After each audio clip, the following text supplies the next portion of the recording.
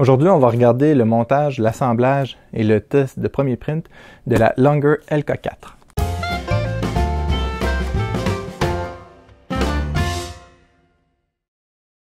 Bonjour et bienvenue dans le monde du Guaro Loco.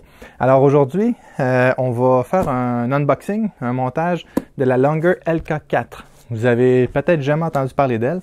Alors elle semble être récemment sortie. Longer me l'a envoyée pour que je puisse la tester. Alors j'ai testé la LK1, j'ai testé la LK2 et maintenant la LK4. Alors est-ce qu'il y a une LK3? Je n'ai jamais vu, mais bon.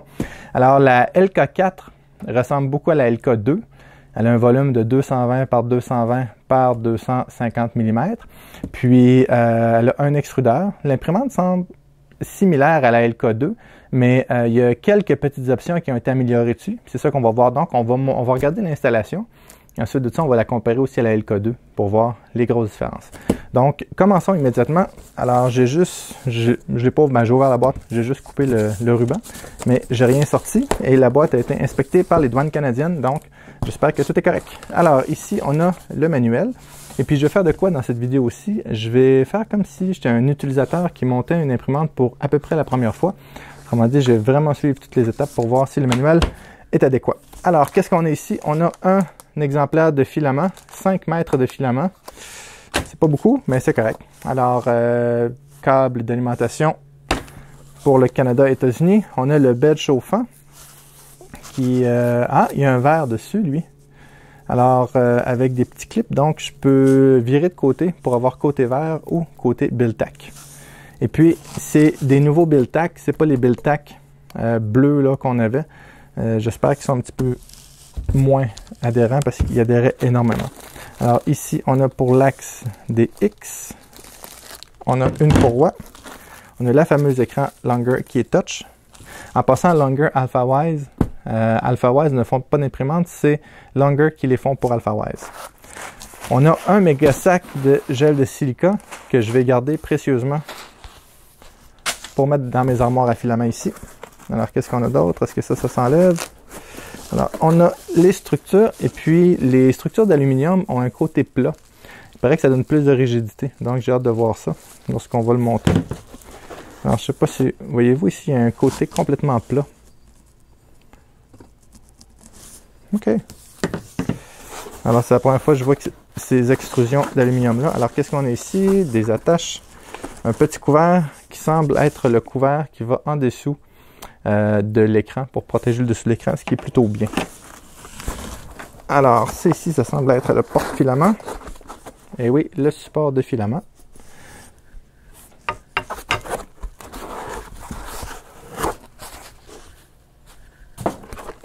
On a la base de l'imprimante ici. Déjà tout monté. Alors, ça semble venir d'un pain.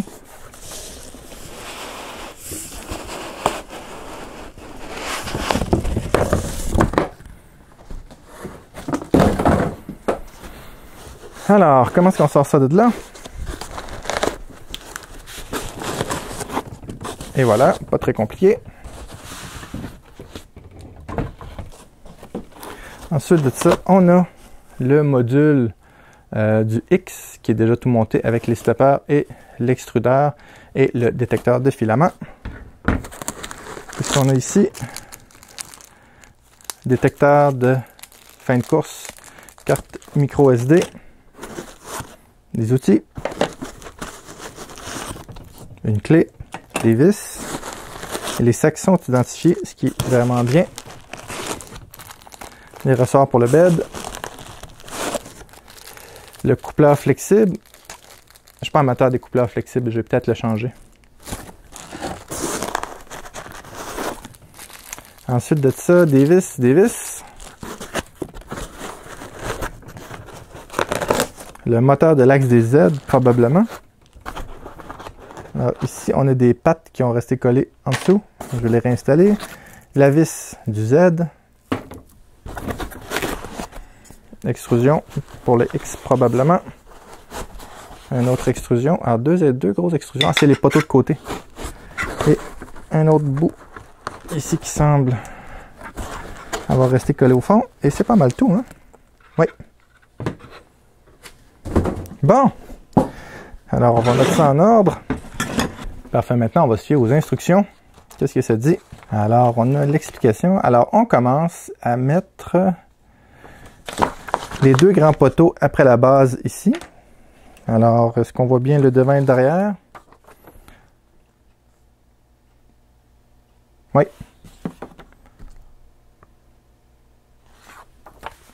Alors, j'essaie de comprendre l'image comme il faut. Regardez.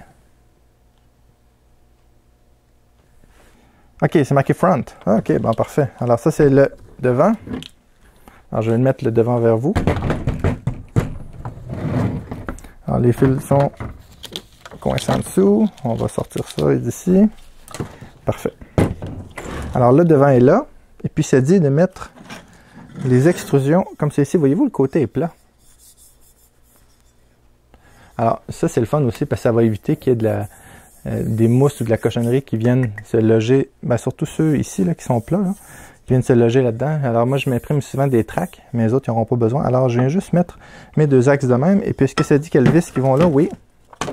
Alors, c'est marqué 25.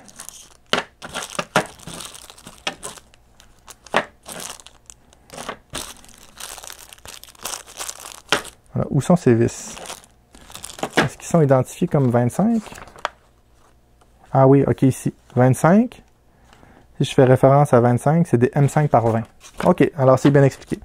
M5 par 20, alors j'en prends 4. 1, 2, 3, 4. Et puis, je vais y aller avec la méthode paresseuse. Est-ce que je peux? Je crois que j'ai pas le bon outil. Alors pour cela, je vais devoir y aller avec la clé.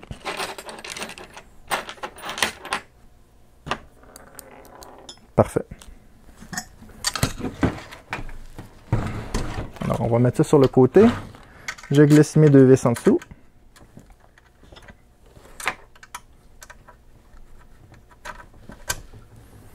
Puis si je regarde de face, alors c'est celui qui n'a pas de trou qui va de ce côté-ci.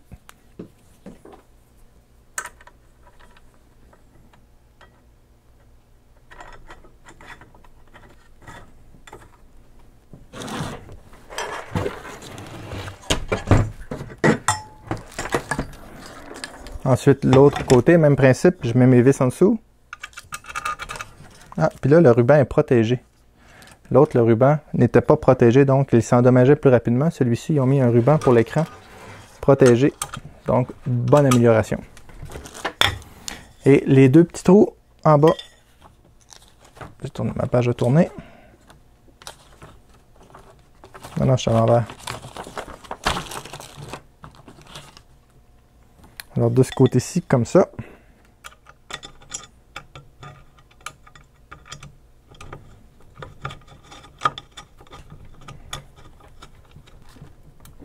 Et voilà. Alors, les deux premiers poteaux mis, étape 1 fait. Je vais faire attention au petit câble. Ensuite de ça, qu'est-ce que ça dit? De prendre la barre numéro 16, qui est elle ici, qui n'est pas identique des deux côtés. Ou c'est elle ici? Non. Alors, c'est vraiment elle ici. Alors, je serais porté à croire qu'elle va dans ce sens-là. Ou non. Alors, on va regarder ici. La barre n'est pas tout à fait pareille de ce qui est présenté.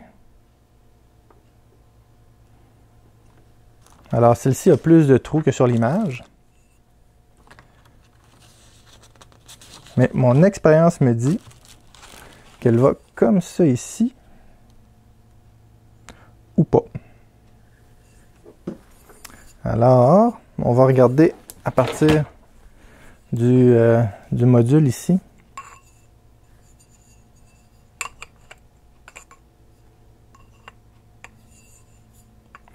Alors, c'est ce que je pensais. Le côté où il y a les trois trous, il va de ce côté-ci. Puis, comme ça ici. Alors, je vais essayer de vous montrer. Comme ceci. Alors, qu'est-ce que ça dit quand ça prend comme vis? Numéro 26, qui est les M4 par 16. Alors, je vais prendre deux M4 par 16. Alors, on met les vis à l'arrière comme ceci. de 1.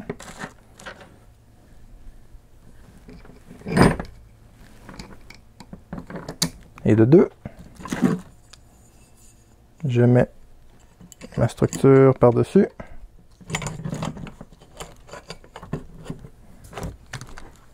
Ah, mon outil n'est pas assez long.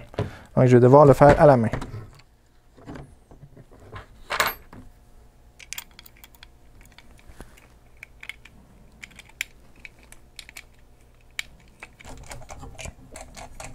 Alors, petite astuce, assurez-vous que la barre est vraiment droite. Avant de la resserrer, je vais vous montrer un petit peu comment. Là. Voilà. La barre peut bouger un petit peu comme ça. Et si elle est croche, vous n'aurez pas de parallélisme avec le haut. Alors, simplement poussez la barre complètement vers le haut pour être sûr qu'elle ne bouge pas et resserrer les vis. Comme ça, il y a des bonnes chances qu'elle soit droite. Et voilà. Parce qu'après, pour les desserrer et resserrer, c'est un petit peu plus compliqué. Donc, une fois que ça est fait, qu'est-ce que ça dit de faire? De mettre le chariot. Alors, le chariot de la tête d'impression, c'est celui-ci.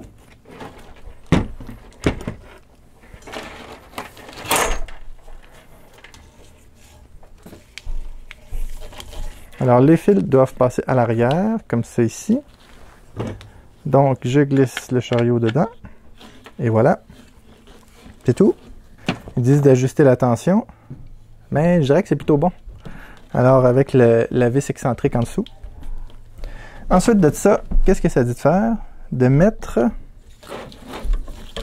l'extrémité. J'imagine que c'est celui-ci. Avec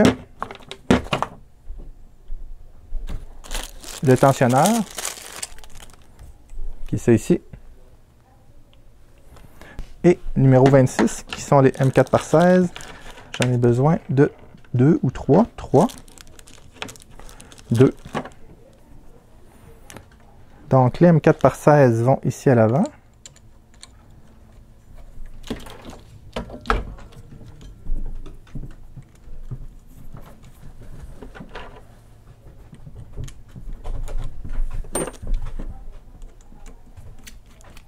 Alors, ne serrez pas immédiatement ces vis-là, parce qu'on va en avoir besoin pour tendre la courroie dans, j'imagine, quelques instants. Donc, faites juste les à côté pour pas que la pièce tombe.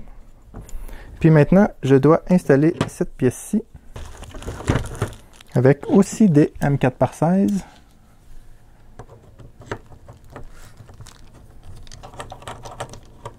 Donc, même chose, assurez-vous de le pousser dans le même sens, comme lui, je l'avais poussé ici comme ça en haut, donc je vais le pousser aussi en haut. Comme ceci, dans ce sens-là. Dans le fond, poussez-le dans le même sens. Ça va, je le pousse ici comme ça par en bas. Des deux côtés, comme ça a plus de chances d'être droite. Parfait.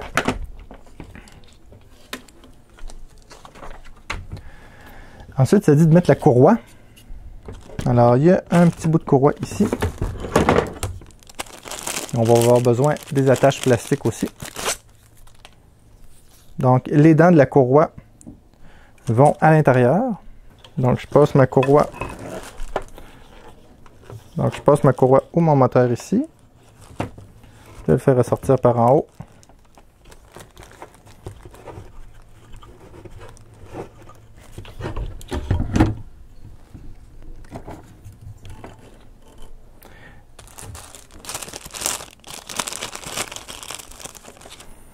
Lorsque vous faites la petite boucle, comme ça ici, pour pouvoir attacher après le chariot, assurez-vous de mettre dent contre dent pour être sûr que ça ne glisse pas. Si vous mettez du côté lisse, ça a plus de chances de glisser. Puis assurez-vous qu'il n'y a pas trop non plus d'extra de ce côté-ci pour pas que ça accroche par la suite dans l'extrémité de l'axe.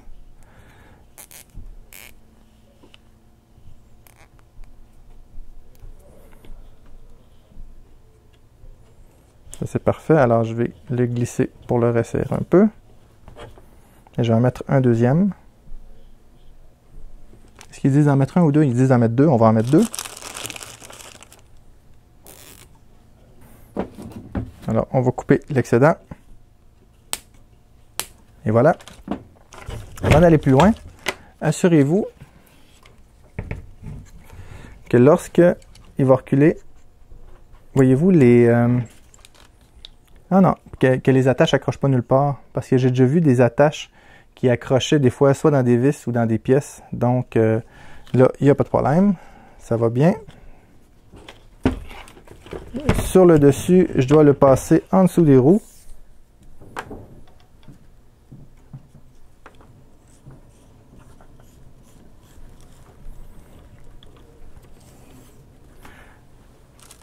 Et à l'extrémité, et je le fais revenir ici comme ça. Vous n'êtes pas obligé de le tendre beaucoup présentement parce qu'on va tasser le tendeur tout à l'heure. Donc, faites juste, assurez-vous qu'il est bien attaché. Et voilà, mes attaches sont resserrées. On coupe ce qui dépasse et la courroie extra aussi. Et voilà. Et je regarde en tendant le tensionneur.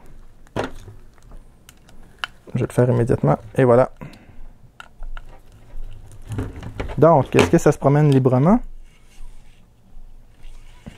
Absolument. Parfait. Donc, maintenant, ça dit d'insérer ça ici.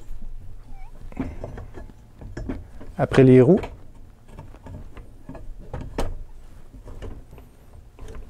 Et voilà.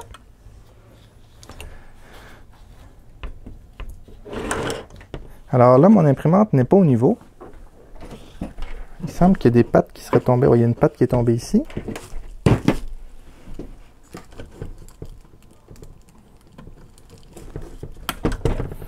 Puis il manque 2 pattes à l'arrière. Parfait. Alors, mon axe est déposé. Faites attention à la tête pour ne pas l'endommager. OK, ensuite de ça, qu'est-ce que ça dit de faire? De s'assurer que les axes sont resserrés, mais ça, on va le faire plus tard. Je trouve que présentement, il est un peu tôt parce que je n'ai pas ma barre de dessus encore. Donc, ça dit de mettre la barre de dessus, qui est celle-ci. Et ça doit être les M5 par 20.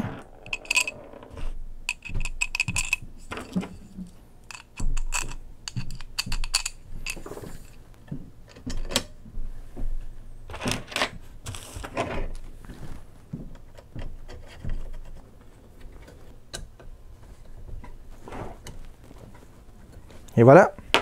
Donc maintenant, je vais m'assurer que mes roues sont trop serrées un petit peu. Ils ont l'air vraiment coincés. Donc je vais prendre la clé et je vais desserrer un peu. Alors, mon écrou excentrique. Alors, il ne doit pas avoir beaucoup de jeu dans mes roues, mais ça doit quand même être tournable un petit peu à la main, là, mais vraiment pas beaucoup. OK. Et celle-là ici. Alors là, il bouge bien. Puis lui ici, il est un peu serré lui aussi. Alors là, ça bouge mieux. Excellent. Ensuite, ça dit de mettre la vis. Alors, je vais le retourner de côté pour que vous puissiez voir. N'oubliez pas quand vous le montez de passer le fil à l'intérieur. Parce que s'il passe à l'avant, vous allez devoir défaire la barre du haut pour passer le fil. Donc, le fil doit passer à l'intérieur de la structure.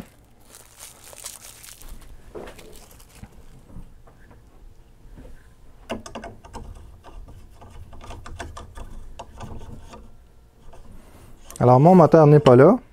Donc, je vais enlever je vais installer mon moteur avant.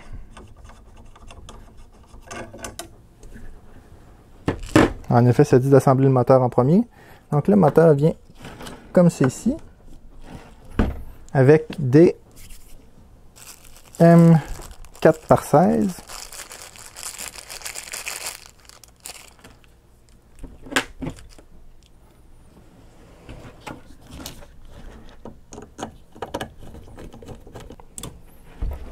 Parfait, alors, pas très compliqué cette partie-là. Ensuite, je viens mettre mon coupleur. Alors, je vais aller voir si j'ai un coupleur rigide, parce que je n'aime pas les coupleurs flexibles, mais je crois qu'il ne m'en reste plus, mais je vais aller voir s'il m'en reste au moins un. Alors, je n'ai plus de coupleur rigide, donc je vais mettre le coupleur flexible qui vient avec. Il est en bon état. Parfait.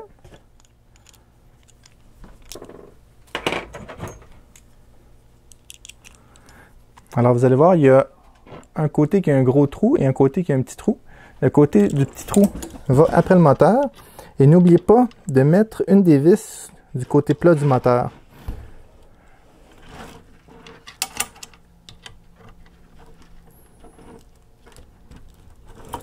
Et on resserre une des vis pour commencer. Ensuite la deuxième vis.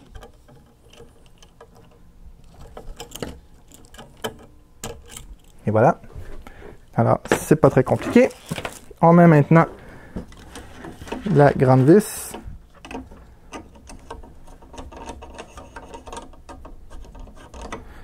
Je m'assure qu'elle est bien accotée jusqu'au fond et je resserre une des vis. Et ensuite la deuxième vis.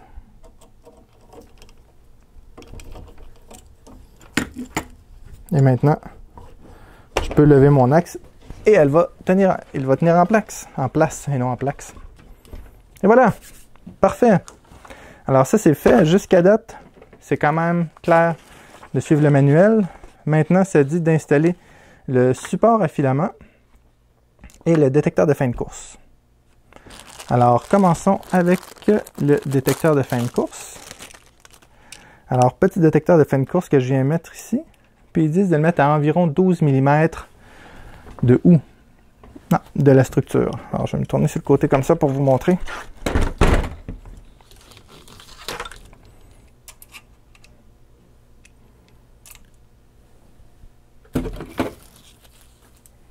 Alors, je vais mesurer 12 mm.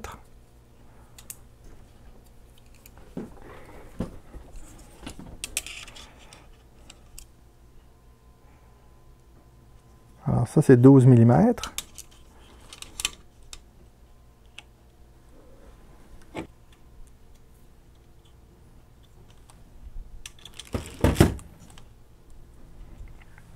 L'avantage d'avoir un détecteur de fin de course qui est positionné ici, c'est que si je rajoute un verre plus épais, je peux monter mon détecteur de fin de course de 1 ou 2 ou 3 mm ou le baisser si par exemple je change mon plateau, quelque chose comme ça. Donc j'aime bien ceux qui ne sont pas pris après l'imprimante mais que je peux bouger comme ça sur l'axe. Je trouve ça pas mal plus pratique.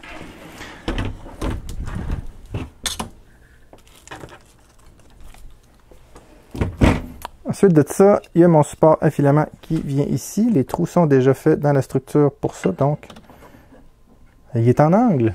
OK. Alors, ça va être des M5 par 16. Non.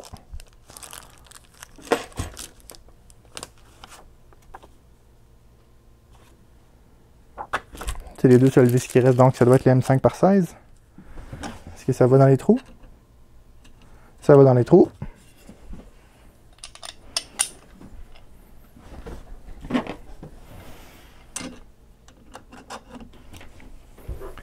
Support à filament facile à installer. Maintenant, qu'est-ce qu'il s'est dit? Il faut installer le bed. Donc, je vais tourner ça face à vous.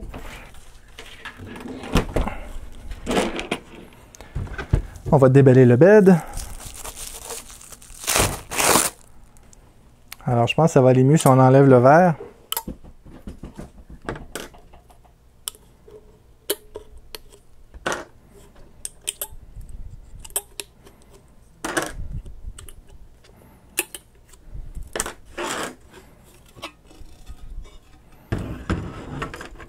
Alors, c'est un bed en aluminium quand même assez épais, qui chauffe sur toute la surface et supposément que c'est un bed AC. Donc, qui chaufferait beaucoup plus vite qu'un bed DC. Donc, on prend le sac de vis pour le bed.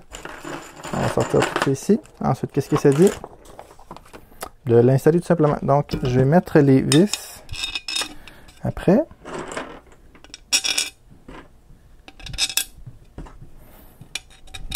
On va mettre le connecteur du bed à l'arrière. Je vais remonter un petit peu mon axe ici. Parfait, maintenant il me reste juste à mettre les petites vis en dessous.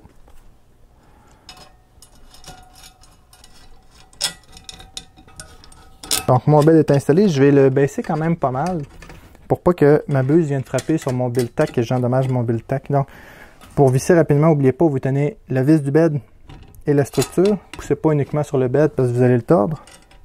Ensuite, je vais réinstaller mon verre avec les petits clips. Alors, je sens un petit jeu dans mon bed ici. Puis, vous savez, j'aime mieux avoir un bed avec un petit jeu qu'un bed trop serré qui a des points durs. Donc, mes roues excentriques sont sur ce côté-ci. Je vais régler ça immédiatement avec la clé fournie pour ça.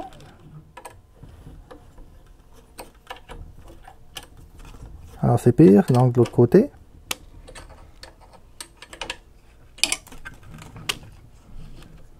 Excellent. Super. Donc, je vais sortir mon fil de bed. Oui. Simplement brancher le fil de bed ici. Comme ceci. De l'autre côté, de l'autre côté. Donc, ça c'est facile. Bon, dans le manuel, il ne disait pas de brancher le fil de bed, mais j'ai pris l'initiative. Maintenant, l'écran. Alors, ça dit qu'on peut l'installer à droite ou à gauche. OK. Comme sur toutes les Longer ou AlphaWise. Et puis lui, il y a un petit protecteur arrière, qui est une bonne chose parce que il y avait le circuit intégré exposé. Donc, mon câble est ici. Est-ce que je l'installe du côté droit ou gauche?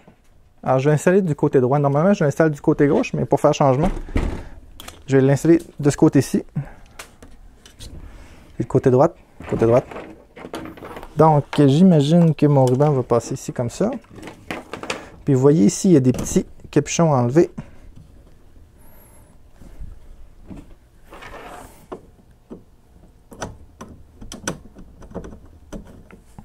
Je vais les mettre ici.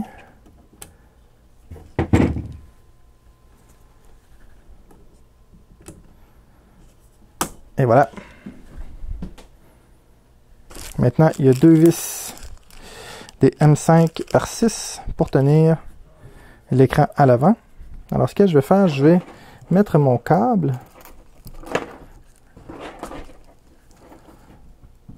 alors les connecteurs, si vous posez la question, la partie bleue va sur le dessus et la partie où il y a les petits connecteurs argent vers le bas. Et voilà. Et je vais installer mon petit panneau.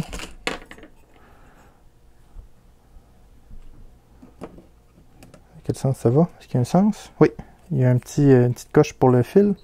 Donc, je dois dévisser ce qui est en place pour visser. Alors, d'après moi, c'est une modification qu'ils ont fait par la suite. Parce qu'il aurait pu très bien le mettre d'origine. Donc, je mets mon petit panneau dessus.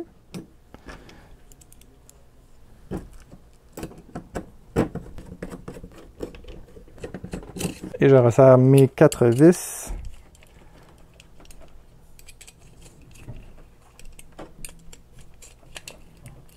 Parfait. Alors, mon écran est protégé par l'arrière. Super. Et je viens visser ça à l'avant. À date, tout est très facile. Et ensuite, qu'est-ce que ça dit? D'ajuster le Z manuellement. Ça ne dit pas de brancher les fils. Est-ce qu'il serait sans fil? Alors, on va regarder comment brancher les fils là-dessus. J'ai ma couette de fil ici. Normalement, cette imprimante-là, ou du moins les Longer, sont relativement bien identifiés. Alors, ici, j'ai E pour extrudeur. Alors, un connecteur à 2 fils qui vient pour le détecteur de filament. Ensuite de ça, qu'est-ce que j'ai ici? E extrudeur qui vient après mon moteur.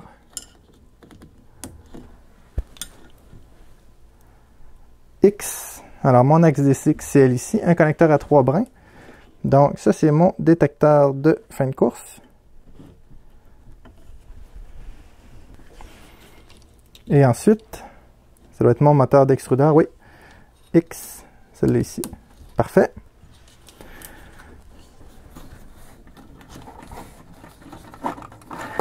Ici, j'ai d'autres fils qui, lui, est Z. Mon détecteur de fin de course pour le Z. Et ensuite, ça va être X ou Z, Z, ici, X, Z.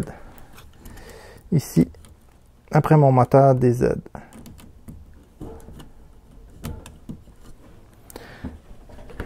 Elle semble monter. Maintenant, on va faire un ajustement manuel. Alors, je vais descendre en tournant le coupleur ici. Je vais descendre ma buse jusqu'à ce que j'entende clic.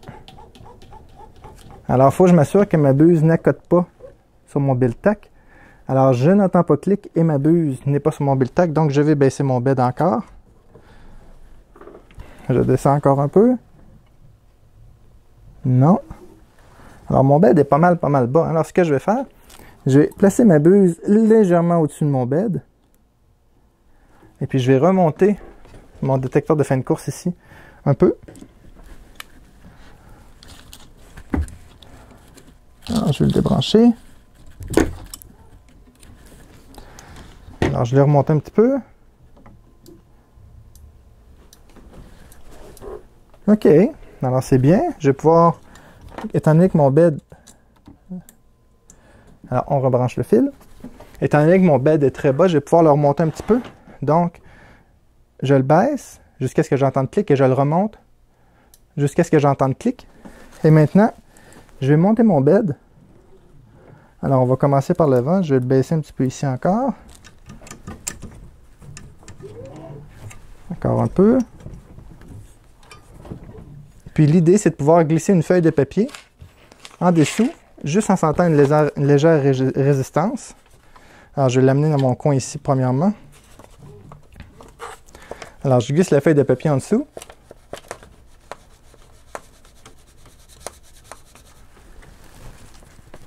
Alors, il est vraiment haut. OK. Alors là, ma feuille est coincée. Je resserre un petit peu.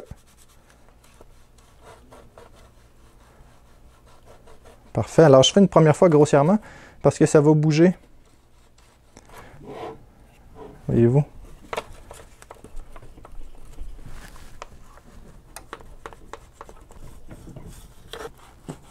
OK, alors je l'ai fait une première fois. Maintenant, je le refais une deuxième fois. Alors, ce coup-ci, je vais y aller à l'œil parce que ça fait longtemps que je le fais. Puis je trouve ça plus efficace qu'à la feuille de papier. Oui, quoi qui coince ici? Ah, c'est ça ici. OK.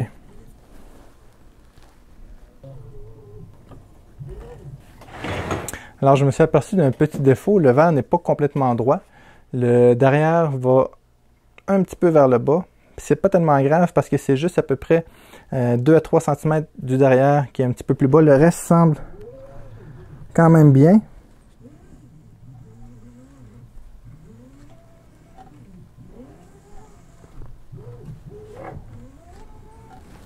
Donc, je devrais être capable d'imprimer quand même bien pareil. Alors, dans les instructions, ça ne dit pas qu'il faut brancher le tube de PTFE. Donc, je vais le brancher. Alors, le tube de PTFE vient dans le connecteur tout simplement ici comme ça. Et le fil, assurez-vous, il passe par-dessus. Alors, je ne sais pas comment le fil et le support de filament vont vivre ensemble. Je déteste ces fils-là. Normalement, je mets des gaines de nylon. Je ne l'ai pas fait pour la laisser d'origine le plus possible pour faire le test. Et je vais attacher, voyez-vous, le câble en dessous ici, là. Alors, il est assez dans les jambes. Je le sais qu'ils ont un manuel plus détaillé, électronique, sur la carte SD probablement. Mais là, je me suis fié au livre papier, mais il y a aussi le manuel électronique que je vais mettre dans les commentaires. Donc, je l'ai lu auparavant. Puis, ça donne un petit peu plus de détails que ça ici. Donc, je vais attacher le câble de l'écran. Alors, le câble est attaché. Théoriquement, elle est toute montée. Elle serait prête à imprimer. Ce que je vais faire, je vais nettoyer la table et on va faire un test de première impression. Et puis, j'utiliserai pas leur 5 mètres de filament. Je vais prendre un bon filament que j'ai ici. Je dis pas que c'est pas un bon filament, mais que on va mettre toutes les chances de notre côté, puis on va mettre un filament que je sais qui va en avoir assez, parce que 5 mètres, on fait pas énormément de choses avec ça. Je sais qu'il va bien aller. Donc, je nettoie la table et je reviens. Ah, puis je vais brancher l'alimentation aussi. Alors, une chose bien importante avant de la mettre à on, c'est de s'assurer ici qu'il est bien sur 115 volts. Il était déjà sur 115 volts, donc super. Au niveau du support des filaments, ça va quand même bien. Alors, je pense pas qu'il interfère avec les fils. Donc, c'est quand même bien. C'est la première fois que je vois un support en angle.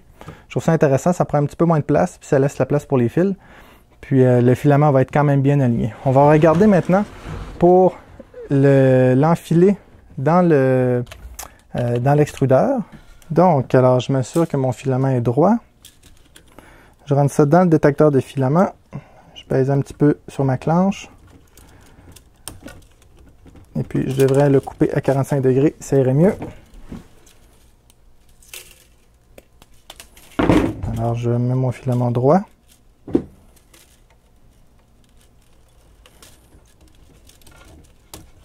Alors, ça va quand même bien. Mon filament ici semble croisé, donc...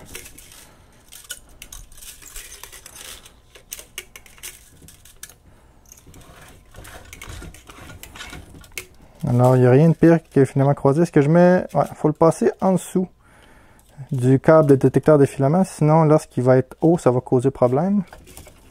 Alors, parfait. Donc, je branche l'alimentation. Parfait. On met le courant dessus. Tout semble marcher. OK. Alors, première des choses, je vais faire mon home. Alors, pour votre information, je m'en vais dans Move. Et il y a un petit bouton ici en bas. Alors, je tiens mon doigt sur le bouton s'il y a un problème. C'est tout? OK. Parfait. Alors, je reviens ici. Est-ce qu'il y a maintenant à mettre au niveau leveling? Parfait. Alors, je commence avec le coin ici.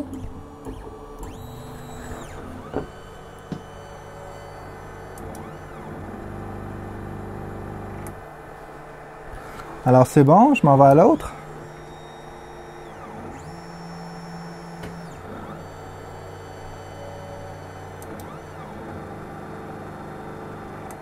Alors, lui est un petit peu trop près. Parfait. À l'autre.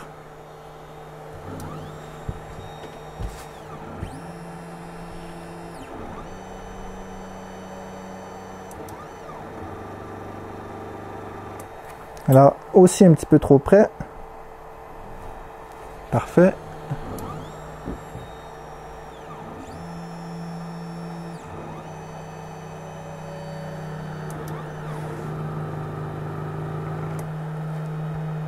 C'est bon. Et au centre?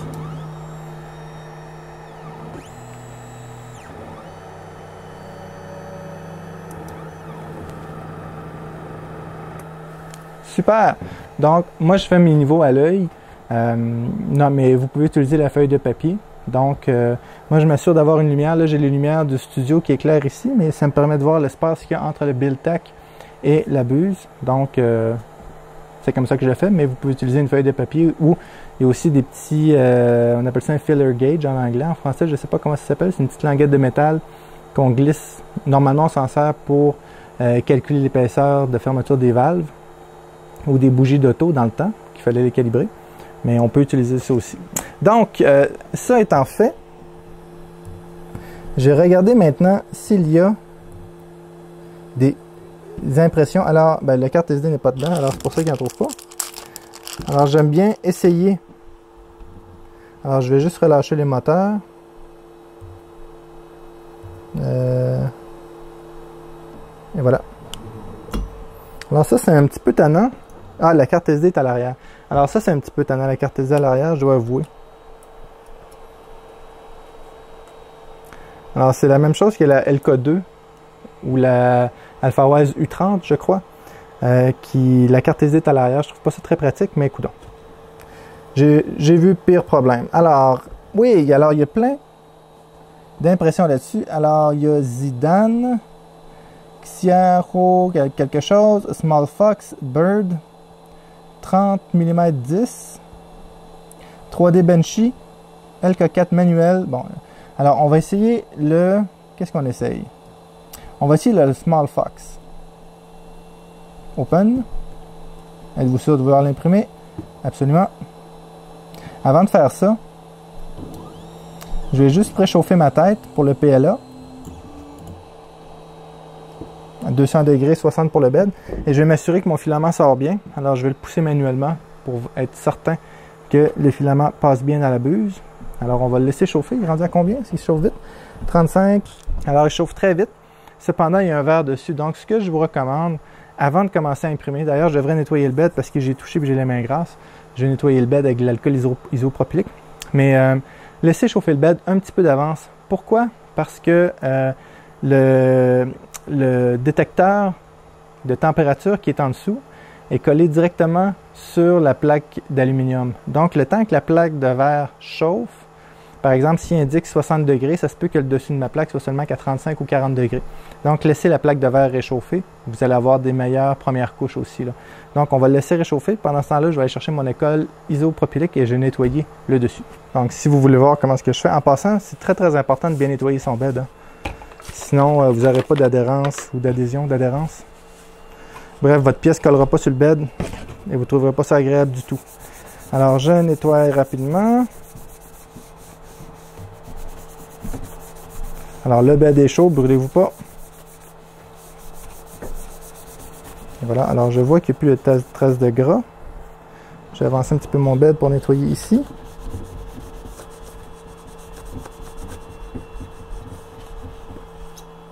Et je vais finir juste passer un petit coup de microfibre. D'un coup, qui aurait resté. Hop, il reste un petit peu de traces de gras ici. Et j'ai plus d'alcool.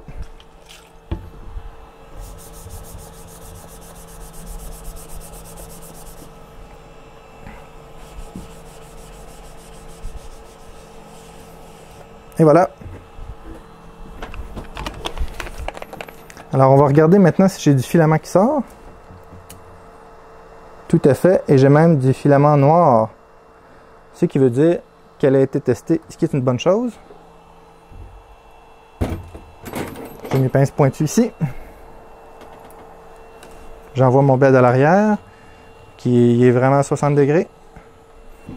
Et maintenant, je vais partir mon impression, qui est le Small Fox.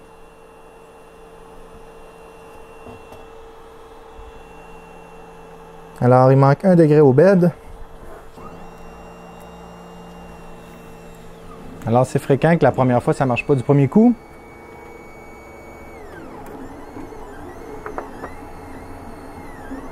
Alors, mon bed n'est pas assez haut à l'avant.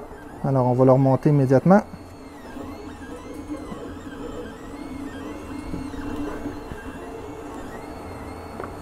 Alors, je vais arrêter l'impression. Je vais remonter un petit peu mon bed.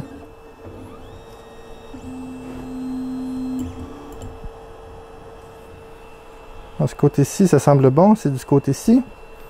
Parfait. Et on reprend ça.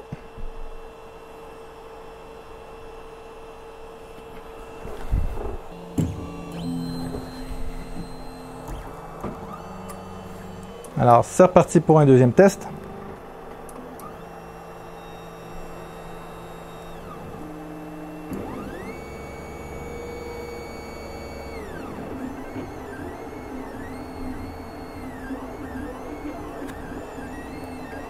Alors, ça semble bien collé sur le bed.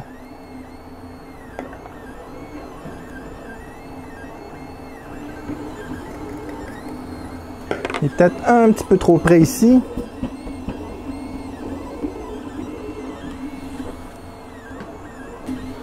Alors, le bed est fait. Maintenant, on va le laisser aller un petit peu. On va regarder dans quelques minutes comment est-ce qu'elle va. Puis, ensuite de ça, pendant qu'elle imprime, parce que souvent, c'est des prints qui durent 2-3 heures, je vais revenir avec la LK2 et on va faire un comparatif parce qu'elles ont la même surface d'impression, ben, le même volume d'impression, puis à peu près les mêmes caractéristiques, même écran, des composantes qui semblent similaires. On va regarder vraiment c'est quoi la différence entre les deux imprimantes. C'est aussi la AlphaWise U30. Celle-ci, je ne l'ai pas vue encore dans la AlphaWise, mais ce serait peut-être une U30 Pro, je ne sais pas. Donc, on va la laisser imprimer et je reviens avec la LK2 pour faire un comparatif entre les deux.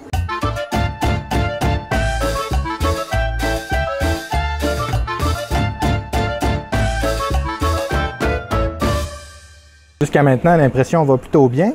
J'ai pris du temps lors de l'impression pour voir les différences entre les deux imprimantes et on va faire le tour des différences entre la LK2 ou la AlphaWise U30, excusez-moi, et la LK4, la Longer LK4. Là, vous allez voir ici, j'ai juste inversé les écrans, mais ça ne change rien. Alors, première différence, le logo. Alors, c'est petite différence pas vraiment importante, mais bon, ça en est une. La couleur aussi, la LK2 a du bleu, la LK4 est noire.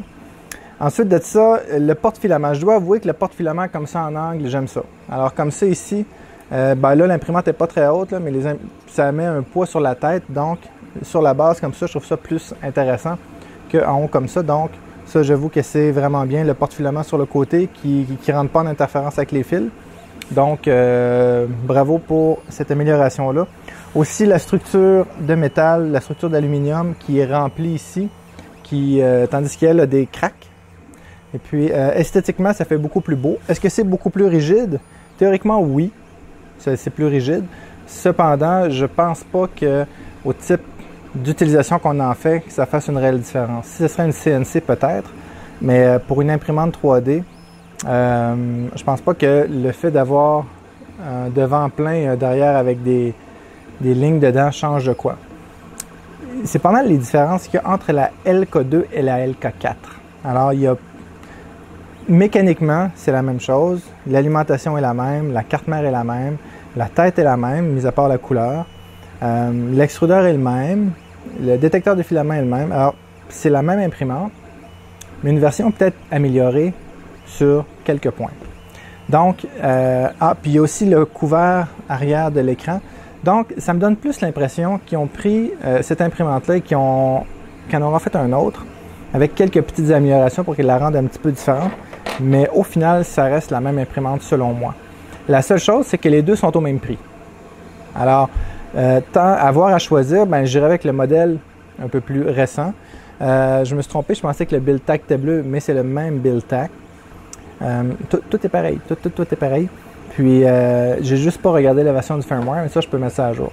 Donc, pour le support de filament et puis le fait qu'ici c'est plus propre, esthétiquement c'est plus beau, j'irai avec celle-ci à prix égal. J'ai regardé sur AliExpress par exemple ou sur d'autres sites où ce qu'ils la vendent et l'imprimante, le prix est le même entre la LK2 et la LK4.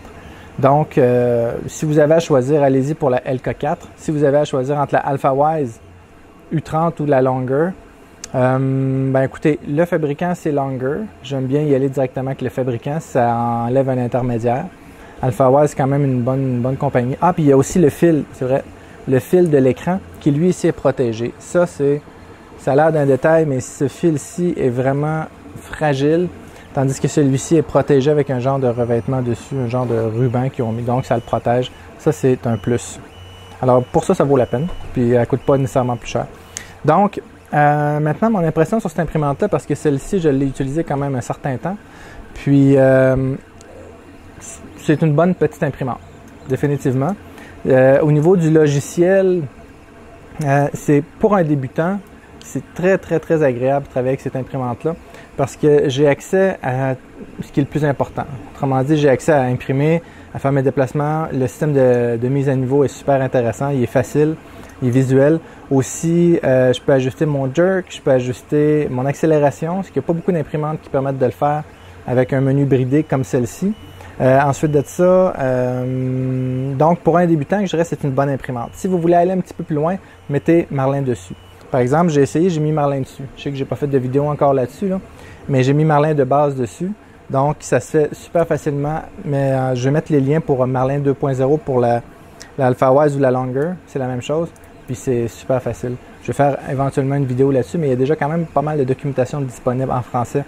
Donc, si vous êtes en mesure de comprendre ce qui est écrit, c'est pas très très compliqué. Il faut juste mettre des fichiers sur la carte SD au bon endroit de la bonne façon. On démarre avec ça et puis ça met l'imprimante à jour. Puis après, on a Marlin dessus. Cependant, le menu de Marlin, c'est pas le plus convivial encore, mais je sais qu'il travaille dessus. Donc, alors, lorsque je vais aller vers des options un petit peu plus poussées, alors je vais travailler un petit peu plus du côté logiciel avec Simplify 3D ou Cura pour avoir les résultats que je veux. Mais par défaut, elle travaille quand même très très bien. C'est une bonne petite imprimante. Donc, une ou l'autre, c'est deux choix qui sont équivalents. Cependant, tant qu'à prendre un modèle, prenez le nouveau modèle s'il est disponible. Sinon, celle-ci fait quand même très bien le travail. Et là, on me demande, Dominique, qu'est-ce que tu penses de celle-ci versus la Ender 3? Parce que la Ender 3 et elle sont compétiteurs directs, autant au niveau de l'espace que des options qui sont après. Mais écoutez, la Ender, c'est vraiment une bonne imprimante. Elle est fiable. Celle-ci, j'ai pas eu de trouble avec. Les deux, j'ai eu des bonnes qualités d'impression. Celle-ci a un détecteur de filament et puis l'écran touch. Tandis que l'Ender n'a pas ça. Celle-ci, pour le même montant, a peut-être un petit peu plus d'options. Au niveau de la qualité, je vous dirais qu'on peut avoir des impressions comparables. J'aime beaucoup la Ender 3. Je trouve que c'est quand même des composantes de qualité. Mais celle-ci n'est pas négligeable non plus. Elle fait quand même un bon rendu au niveau des impressions. Puis, elle est quand même très, très facile d'opération. Alors, je dirais, si vous êtes un débutant ou vous ne voulez pas vous casser la tête, ça reste un super choix. Donc, j'ai pas grand-chose de plus à dire pour cette imprimante-là. C'est une bonne petite imprimante. Elle vaut autour de 300 $ canadiens. Donc, elle est aussi, elle est quand même disponible. Il y a beaucoup de disponibilité. Vous pouvez l'avoir dans la Longer ou l'AlphaWise. AlphaWise, je crois que Longer utilise le firmware d'AlphaWise. Et puis AlphaWise utilise l'imprimante de Longer, donc ils font un échange avec ça. Au niveau du montage, c'est très très facile. Cette imprimante-là, il y a des imprimantes qui sont plus faciles, qu'il faut juste mettre l'axe. Par exemple, la Sova, elle était très très facile à monter.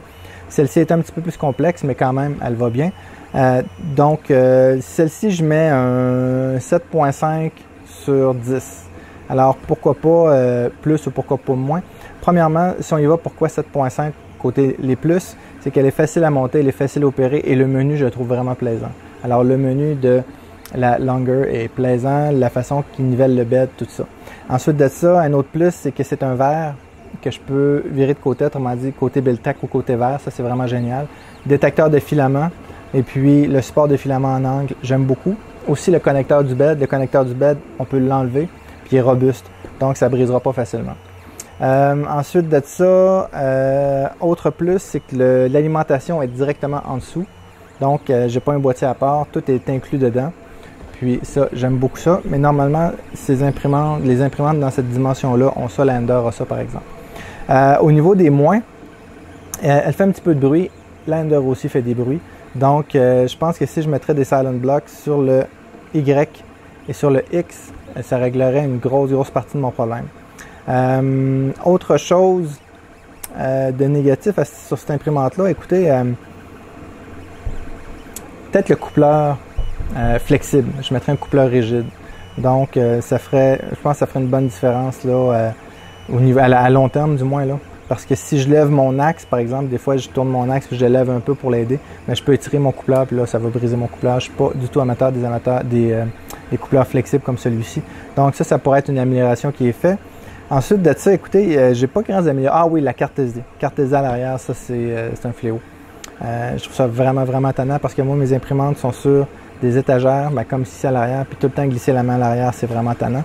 Puis le port USB est à l'arrière aussi, donc il faut que j'essaie de trouver où est le petit trou, puis mettre la carte micro SD dedans. Donc, on peut toujours la déporter vers l'avant avec une rallonge de carte SD. Donc, écoutez, c'est ça, c'est une bonne imprimante, comme la LK2. La LK4, c'est une bonne imprimante. Est-ce qu'elle est supérieure? Oui, elle est supérieure. Meilleur câble, protecteur, peut-être un petit peu plus de rigidité. Est-ce que ça va faire des plus belles impressions? Je ne suis pas convaincu. Je pense que les deux vont avoir la même qualité d'impression. Donc, je dirais que c'est la nouvelle version de la LK2. Peut-être que la LK2 va disparaître, puis présentement, qui écoule les stocks. Ça peut être ça aussi.